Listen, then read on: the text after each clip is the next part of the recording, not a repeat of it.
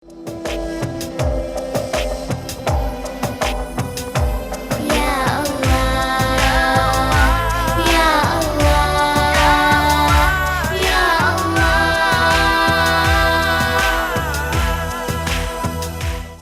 ಬೆಳಕು ಕಾರ್ಯಕ್ರಮಕ್ಕೆ ಸ್ವಾಗತ. ಕಳೆದ ಬಾರಿ ನಾವು ವಿವಾಹ ಎಂಬ ಸಬ್ಜೆಕ್ಟ್ನಲ್ಲಿ ಅದರ ಮೊದಲ ಹಂತವಾಗಿರುವ ಹೆಣ್ಣು ನೋಡುವುದು, ಗಂಡು ನೋಡುವುದು, ಪರಸ್ಪರ ಸಂಬಂಧಗಳನ್ನು ಹುಡುಕುವುದು, ಎಂಗೇಜ್ಮೆಂಟ್, ಈ ವಿಷಯಗಳ ಬಗ್ಗೆ ನಾವು ಸವಿಸ್ತಾರವಾಗಿ ಮಾತನಾಡಿದೆವು. ಈಗ ಎರಡನೇ ಹಂತವಾಗಿದೆ ಮದುವೆ. ಮದುವೆ ಇಸ್ಲಾಂ ದೊಡ್ಡ ಮಹತ್ವವನ್ನು ಕೊಡ್ತಾ ಇದೆ.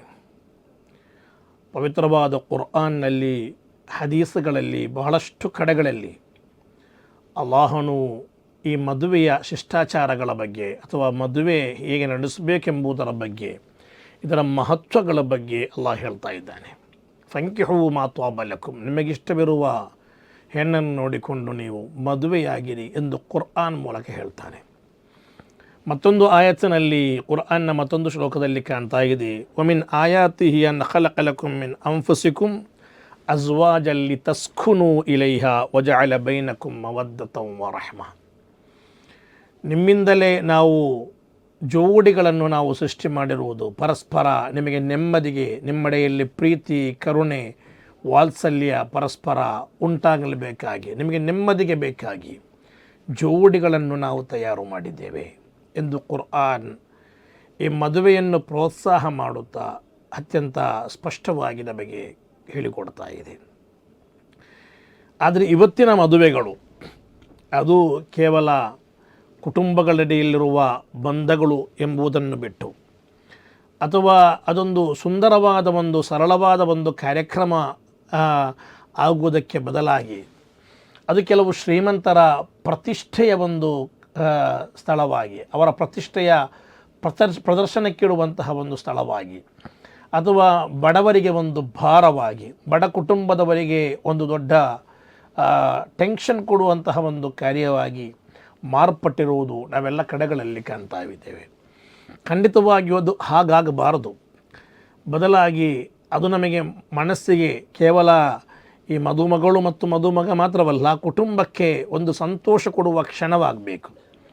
ಅದಕ್ಕೆ ಬದಲಾಗಿ ಇವತ್ತಿನ ಅಮಿತವಾದ ಖರ್ಚು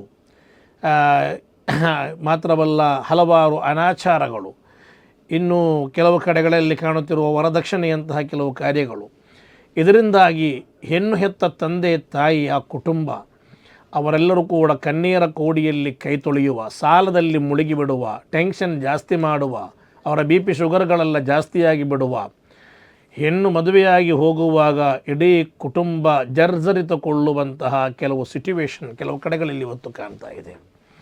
ಆ ರೀತಿಯ ಮದುವೆ ಯಾವತ್ತೂ ಕೂಡ ಇಸ್ಲಾಂ ಸಮ್ಮತಿಸುವುದಿಲ್ಲ. ಅದಕ್ಕೆ ಇಸ್ಲಾಂ ಎಲ್ಲಿಯೂ ಕೂಡ ಪ್ರೋತ್ಸಾಹವನ್ನು ಕೊಡುವುದಿಲ್ಲ. ಬದಲಾಗಿ ಅತ್ಯಂತ ಸರಳವಾದ ವಿವಾಹಗಳು ಅದಾಗಿದೆ ಪ್ರವಾದಿ ಮುಹಮ್ಮದ್ ಪೈಗಂಬರ್ ಸಲ್ಲಲ್ಲಾಹು ಅಲೈಹಿ ವಸಲ್ಲಂ ನಮಗೆ ಜಾಸ್ತಿ ಪ್ರೋತ್ಸಾಹವನ್ನು ಕೊಟ್ಟದ್ದಾಗಿ ಕಾಣ್ತಾ ಇರುವುದು.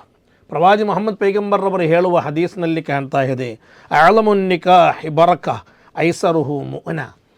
ನಿಮ್ಮ ಮದುವೆಗಳಲ್ಲಿ, ವಿವಾಹಗಳಲ್ಲಿ ಅತ್ಯಂತ ಬರಕತ್ತಿರುವ, ಸಮೃದ್ಧಿ ಲಭಿಸುವಂತಹ ವಿವಾಹ ಯಾವುದು? ಅತ್ಯಂತ ಕಡಿಮೆ ಖರ್ಚಿರುವ ವಿವಾಹ ಎಂದು ಪ್ರವಾದಿ ಮುಹಮ್ಮದ್ ಪೈಗಂಬರ್ ಸಲ್ಲಲ್ಲಾಹು ಅಲೈಹಿ ವಸಲ್ಲಂ ಹೇಳಿದ್ದು ನಮಗೆ ಕಾಣ್ತಾ ಇದೆ.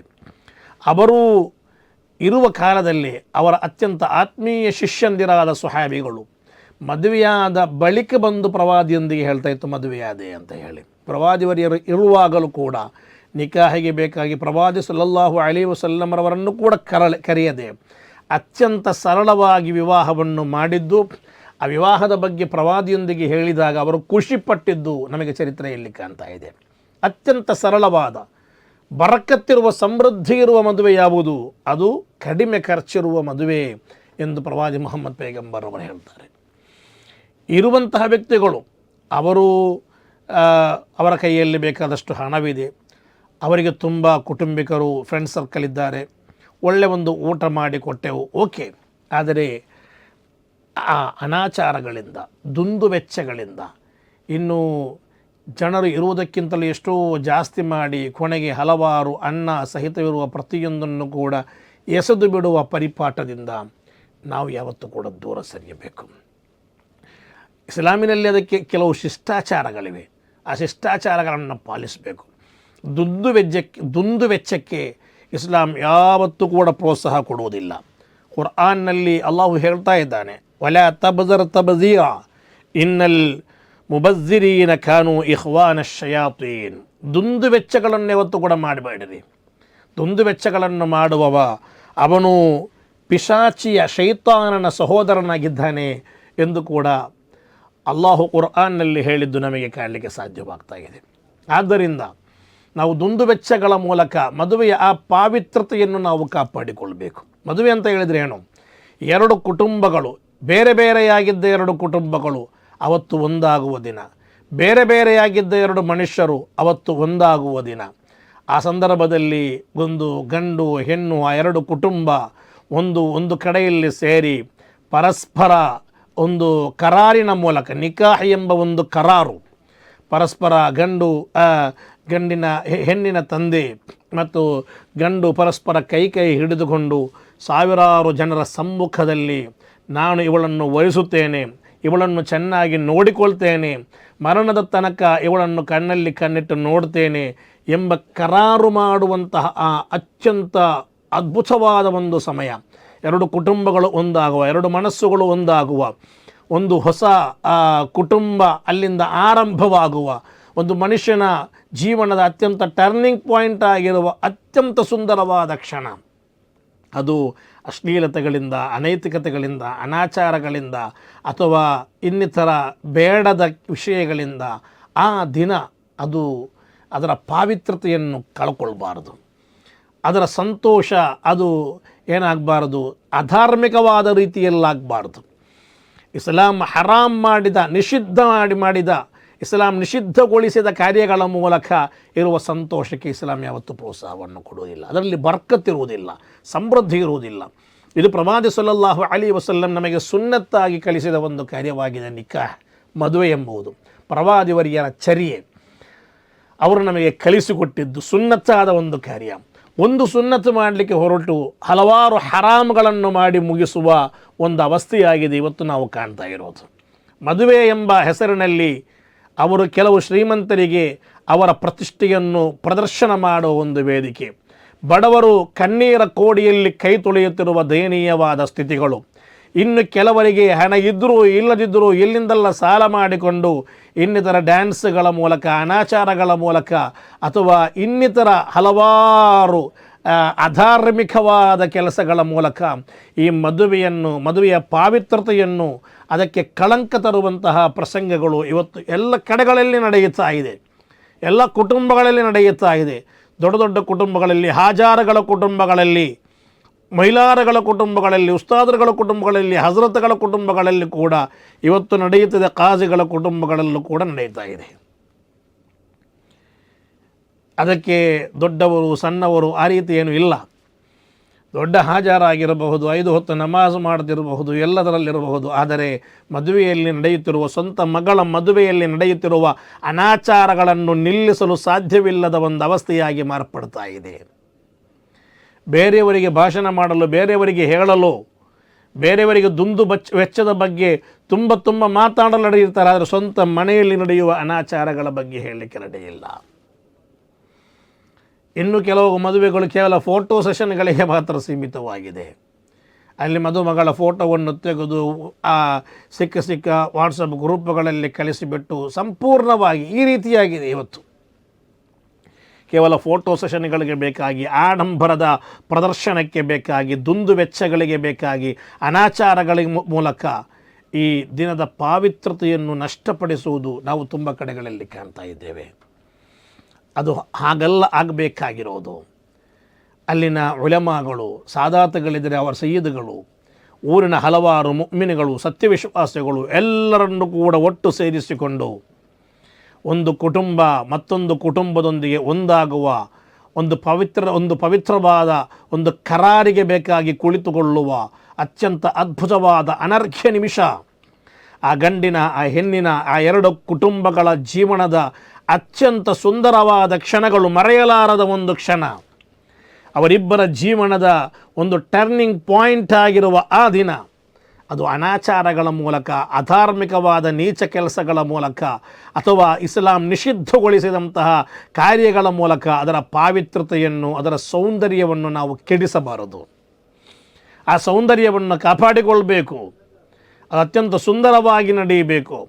ಬೇಕಾದರಲ್ಲಿ ಮದುವೆಗಳು, ಬುರ್ದಗಳು, ಯಾವುದಾದರೂ ಒಳ್ಳೆಯ ನಾಚೆ ಶರೀಫುಗಳ ಮೂಲಕ ಅದರ ಪಾವಿತ್ರತೆಗೆ ಹೆಚ್ಚು ಸೌಂದರ್ಯವನ್ನು ತುಂಬಬಹುದೇ ಹೊರತು ಇನ್ನಿತರ ನಿಷಿದ್ಧವಾದ ಕಾರ್ಯಕ್ರಮಗಳ ಮೂಲಕ ಅದರ ಪಾವಿತ್ರತೆಯನ್ನು, ಅದರ ಸೌಂದರ್ಯವನ್ನು ಕೆಡಿಸುವಂತಹ ಕೆಲಸಕ್ಕೆ ನಾವು ಇಳಿಬಾರದು.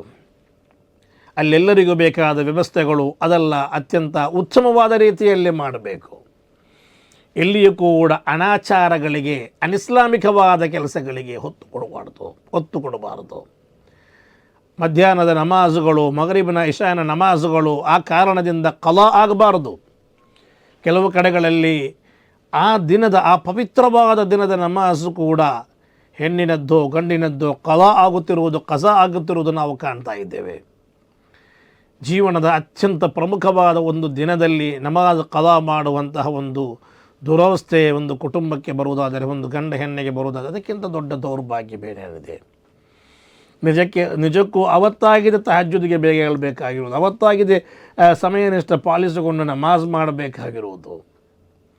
ಸೃಷ್ಟಿಕರ್ತನಿಗೆ ಅವತ್ತು ಸಾಷ್ಟಾಂಗವನ್ನೆರೆಸಿಕೊಂಡು ಅವತ್ತು ಶುಕ್ರ ಹೇಳುವ, ಧನ್ಯವಾದ ಸಲ್ಲಿಸುವ, ಕೃತಜ್ಞರಾಗುವ ದಿನ. ಅವತ್ತೇ ನಾವು ಕೃತಜ್ಞರಾಗಿ ಬಿಟ್ಟರೆ ಯಾವ ಫಲವಿದೆ? ಆದ್ದರಿಂದಲೇ ಮದುವೆ ಅದು ಯಾವ ಕಾರಣಕ್ಕೂ ಕೂಡ ನಮ್ಮ ಕುಟುಂಬಕ್ಕೆ ಒಂದು ಭಾರವಾಗುವ ರೂಪದಲ್ಲಿ ಆಗಬಾರದು. ಹಾಸಿಗೆ ಇದ್ದಷ್ಟು ಕಾಲು ಚಾಚು ಎಂದು ಹೇಳುವುದಿಲ್ವ?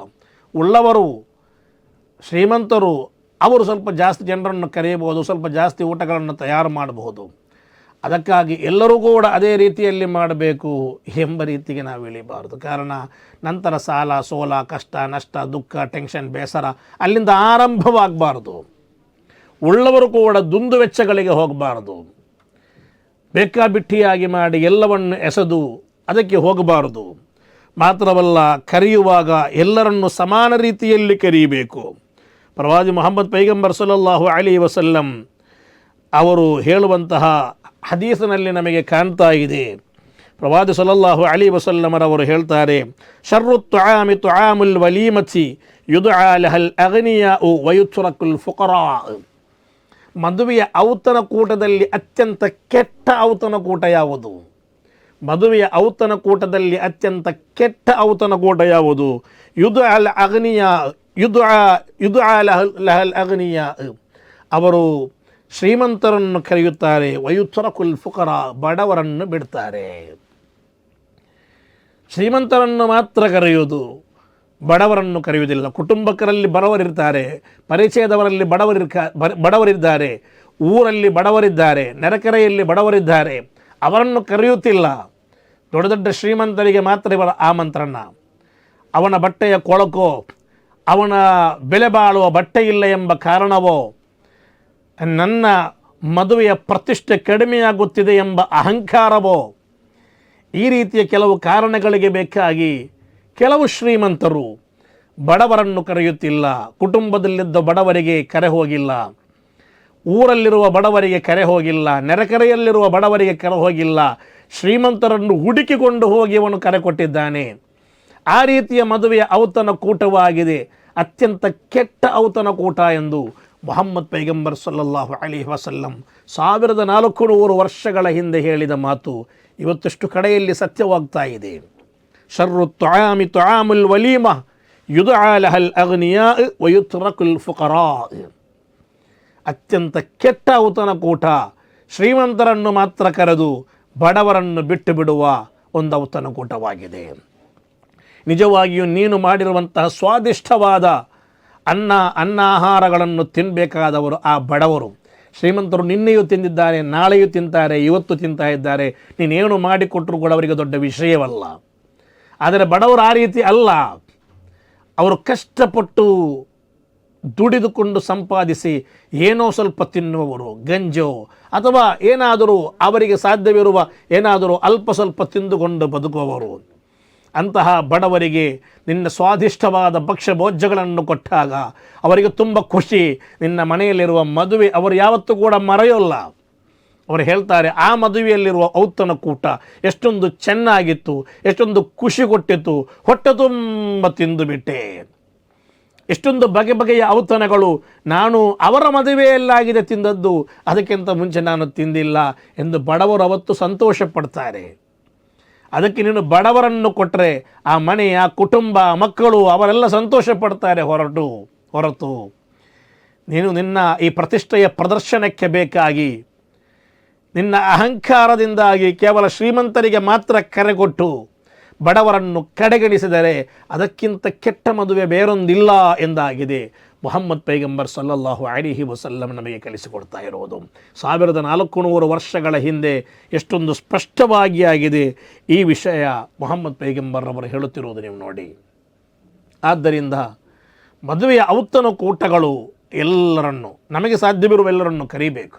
ಅಲ್ಲಿ ಬಡವ, ದೊಡ್ಡವ, ಸಣ್ಣವ, ಶ್ರೀಮಂತ ಎಂದು ನೋಡುವ ಅಗತ್ಯವಿಲ್ಲ. ನನ್ನ ನೆರೆಕೆರೆಯವರನ್ನು ಕರೀಬೇಕು, ಊರವರನ್ನು ಕರೀಲಿಕ್ಕೆ ಸಾಧ್ಯವಿದ್ದರೆ ಅವರನ್ನು ಕರೀಬಹುದು, ಕುಟುಂಬದವರಲ್ಲಿ ಹತ್ತಿರದವರನ್ನು ಕರೀಬೇಕು. ಎಲ್ಲರನ್ನು ಕರೀಬೇಕೆಂದೇ ಅಲ್ಲ, ಆದರೆ ಕರೆಯುವುದಾದರೆ ಅಲ್ಲಿ ಬಡವ ಶ್ರೀಮಂತ ಎಂದು ಮಾಡುವುದು ಬೇಡ. ಇನ್ನು ಯಾರನ್ನೂ ಕರೆಯುವುದಿಲ್ಲ, ಸಣ್ಣ ಮಟ್ಟದಲ್ಲಿ ನೀನು ಮದುವೆ ನಡೆಸಿ ಮುಗಿಸ್ತೇನೆ, ಸರಳವಾಗಿ ಸುಂದರವಾಗಿ ಮದುವೆ ನಡೆಸಿ ಮುಗಿಸ್ತೇನೆ, ಓಕೆ, ಅದಾಗಿದೆ ಅತ್ಯಂತ ಉತ್ತಮವಾದ ಮದುವೆ ಎಂದು ಮುಹಮ್ಮದ್ ಪೈಗಂಬರ್ ಅವರು ಹೇಳ್ತಾರೆ.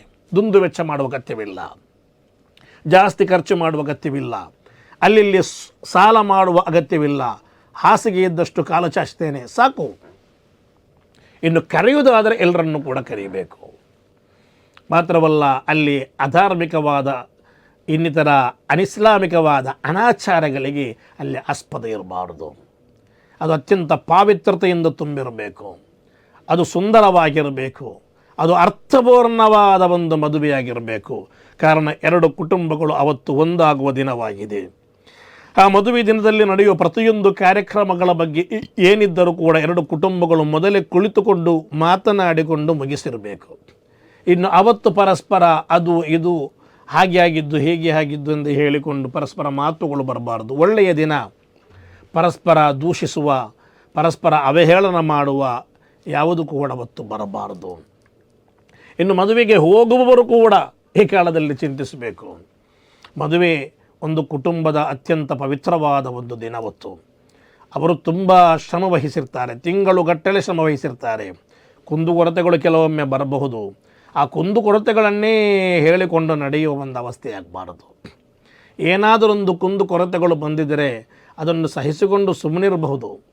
ಅದು ಬಿಟ್ಟು ಊರವರಿಗೆಲ್ಲ ಅದನ್ನು ಡಂಗುರ ಬಾರಿಸುವುದು ಸರಿಯಲ್ಲ.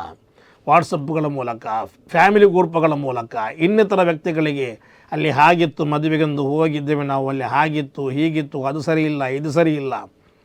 ಸರಿ ಇದ್ದದ್ದು ಬಹಳಷ್ಟು ಇರ್ತದೆ, ಅದರ ಬಗ್ಗೆ ಇವನು ಮಾತನಾಡುವುದೇ ಇಲ್ಲ. ಗಂಟಲು ಪೂರ್ತಿ ತಿಂದು ಬಂದಿದ್ದಾನೆ, ನಂತರ ಇರುವ ಕುಂದು ಕೊರತೆಯನ್ನು ಊರಿಗಿಡಿ ಡಂಗುರ ಬಾರಿಸ್ತಾನೆ. ಅಂತಹ ಕೆಲವು ಕೆಟ್ಟ ಮನಸ್ಥಿತಿ ಜನರು, ಅವರಿಗೆ ಒಂದು ನೊಣಗಳ ರೀತಿಯಲ್ಲಿ ಎಲ್ಲಿ ಕೆಟ್ಟದಿರ್ತದೆ ಅದು ಮಾತ್ರ ಕೆಲವರಿಗೆ ಕಾಣೋದು, ಒಳ್ಳೆಯದು ಕಾಣುವುದಿಲ್ಲ. ನಾವು ಯಾವತ್ತೂ ಕೂಡ ಆ ರೀತಿ ಆಗಬಾರ್ದು. ಒಳ್ಳೆಯದನ್ನು ಹೇಳುವ, ಒಳ್ಳೆಯದನ್ನು ಕಾಣುವ, ಒಳ್ಳೆಯದಕ್ಕೆ ಪ್ರಶಂಸಿಸುವ, ಒಳ್ಳೆಯದನ್ನು ಕಂಡರೆ ಪ್ರಶಂಸಿಸುವ, ಅದರ ಬಗ್ಗೆ ಹೊಗಳುವ ಮನುಷ್ಯರಾಗಬೇಕು. ಕೆಟ್ಟ ವಿಷಯಗಳು ಮಾತ್ರ, ಒಬ್ಬನಲ್ಲಿ 100 ಒಳ್ಳೆಯದಿದೆ, ಒಂದು ಮಾತ್ರ ಏನೋ ಕೆಟ್ಟದಿದೆ, ನಮಗೆ ಕಾಣುವುದು ಕೆಟ್ಟದು ಮಾತ್ರ, ನಾವು ಪ್ರಚಾರ ಮಾಡುವುದು ಕೆಟ್ಟದು ಮಾತ್ರ, ನಾವು ಜನರೊಂದಿಗೆ ಹೇಳುವುದು ಕೆಟ್ಟದು ಮಾತ್ರ. ಈ ರೀತಿಯ ಕೆಟ್ಟ ಮನುಷ್ಯರು ಯಾವತ್ತೂ ಕೂಡ ನಾವು ಆಗಬಾರದು. ಆದ್ದರಿಂದ ಅತ್ಯಂತ ಅರ್ಥಪೂರ್ಣವಾದ ಮದುವೆಗಳು, ಸಮೃದ್ಧಿ ಇರುವ ಮದುವೆಗಳು, ಪ್ರವಾದಿ ಮುಹಮ್ಮದ್ ಪೈಗಂಬರ್ ಸಲ್ಲಲ್ಲಾಹು ಅಲೈಹಿ ವಸಲ್ಲಂ ಇದು ಕೇವಲ ಹೇಳಿದ್ದು ಮಾತ್ರವಲ್ಲ, ತನ್ನ ತನ್ನ ಪುತ್ರಿ ಫಾತಿಮಾ ಬೀವಿ ರಲಿಯಲ್ಲಾಹು ಅನ್ಹಾರವರ ಮದುವೆ ಅಲಿ ರಲಿಯಲ್ಲಾಹು ಅನ್ಹುರೊಂದಿಗೆ ಮಾಡಿಕೊಡುವಾಗ ಅತ್ಯಂತ ಅರ್ಥಪೂರ್ಣವಾಗಿ ಸರಳ ಸುಂದರವಾಗಿ ಮಾಡಿಕೊಟ್ಟದ್ದು ನಾವು ಕಾಣ್ತಾ ಇದ್ದೇವೆ. ಮುಹಮ್ಮದ್ ಪೈಗಂಬರ್ರವರು ಸ್ವತಃ ಮದುವೆಯಾಗುವಾಗಲೂ ಕೂಡ ಸರಳ ಸುಂದರವಾಗಿ ಮದುವೆಯಾಗಿದ್ದು ನಾವು ಚರಿತ್ರೆಯಲ್ಲಿ ಕಂಡಿದ್ದೇವೆ. ಪೂರ್ವಿಕರಾದ ಎಲ್ಲ ಮಹಾತ್ಮರುಗಳ ಮದುವೆಗಳು ಕೂಡ ಅತ್ಯಂತ ಸರಳವಾಗಿ, ಸುಂದರವಾಗಿ, ಆಕರ್ಷಣೀಯವಾಗಿ ನಡೆದಿತ್ತು ಎಂಬುದು ನಾವು ಚರಿತ್ರೆಯಲ್ಲಿ ಕಂಡಿದ್ದೇವೆ.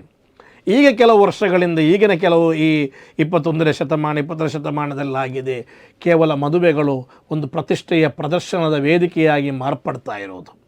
ಆ ರೀತಿ ಆಗದೆ ಅದು ಅರ್ಥಪೂರ್ಣವಾಗಿ, ಅದು ಸರಳ ಸುಂದರವಾಗಿ, ಅದು ಆಕರ್ಷಣೀಯವಾಗಿ, ಅದು ಮರಣದ ತನಕ ನಮ್ಮ ನೆನಪಿನ ಸ್ಮೃತಿ ಪಟಲದಲ್ಲಿ ಉಳಿಯುವ ಒಂದು ಸುಂದರ ಕಾರ್ಯಕ್ರಮವಾಗಿ ಅರ್ಥಪೂರ್ಣವಾಗಿ ನಾವು ಮಾಡೋಣ. ಅದಕ್ಕೆ ಸೃಷ್ಟಿಕರ್ತನು ಅನುಗ್ರಹಿಸಲಿ ಎಂಬ ಪ್ರಾರ್ಥನೆಯೊಂದಿಗೆ ಅಸ್ಸಲಾಮು ಅಲೈಕುಂ.